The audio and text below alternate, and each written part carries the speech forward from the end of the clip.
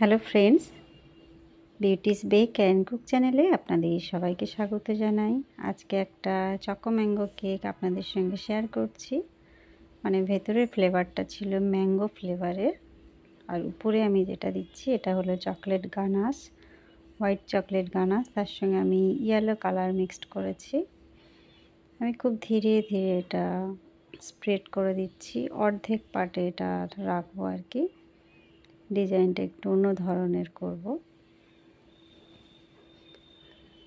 তার আগে আমি ফাইনালাইজিং করে ফ্রিজে 1-1.5 ঘন্টা রেখেছিলাম। কেকটা ভালো মতো ঠান্ডা হয়ে গিয়েছে।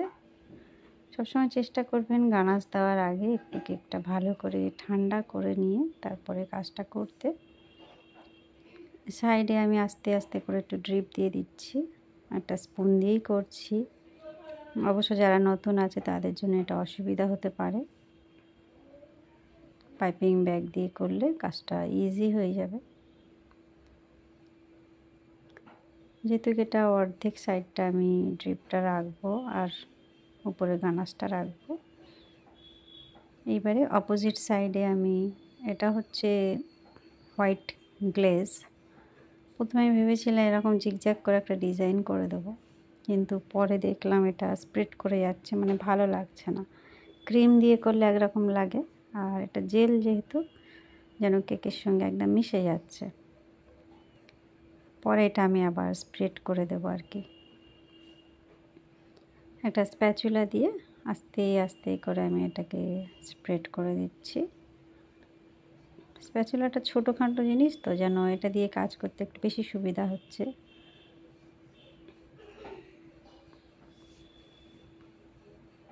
আর বিশেষ করে আমি যখন আমার দোকানের জন্য কেক বানাই তখন চেষ্টা করি পুরোটা চকলেট গানাশ দিয়ে কভার করতে, নচেত গ্লেজ জেল দিয়ে, মানে পাইপিং জেল দিয়ে।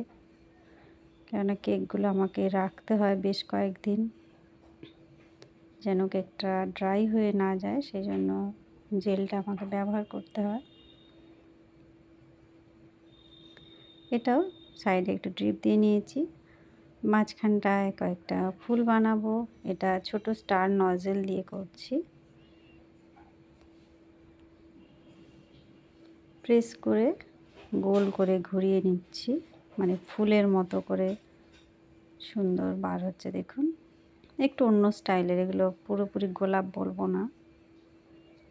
সেম নজেল দিয়ে আমি সাইডের বর্ডারটাও করে নিচ্ছি, প্রেস করে সাইডের দিকে টেনে দিচ্ছি।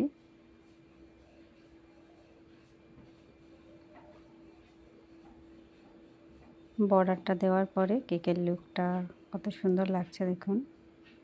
এই যে এইবারে আমি যে জেল দিয়েছিলাম সেই দিকেই চকলেট গানাশ দিয়ে ছোট্ট ছোট্ট করে ডট ডট দিয়ে দিচ্ছি,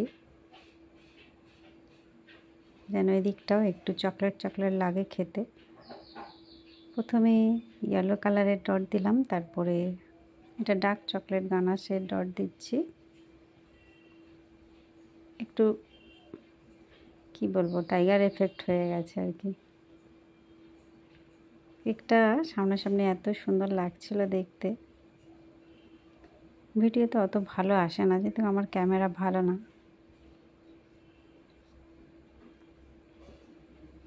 কিছুটা ইয়েলোর উপরে দিয়েছি, কিছুটা এমনি ডাইরেক্ট দিয়েছি ডট ডট করে, একটু করে টেনে টেনে দিয়েছি। আর এই যে কয়েকটা চকলেট টপার বসিয়ে দিচ্ছি। এটা এরকম মোল্ড পাওয়া যায়, সিলিকন মোল্ডে।